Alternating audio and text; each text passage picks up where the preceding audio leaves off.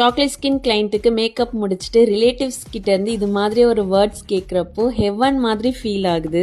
Meet அவர் client Pooja. அவங்க பூபட்டி ஃபங்க்ஷனுக்கு தான் நம்மள புக் பண்ணியிருந்தாங்க. இவங்க ஈவெண்ட்டுக்கு 1 வீக் பிஃபோரா தான் நம்மள புக் பண்ணியிருந்தாங்க.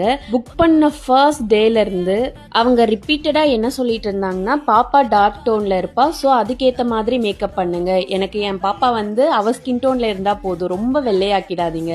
இதுதான் அவங்க ரிப்பீட்டடா என்கிட்ட சொல்லிக்கிட்டே இருந்தாங்க.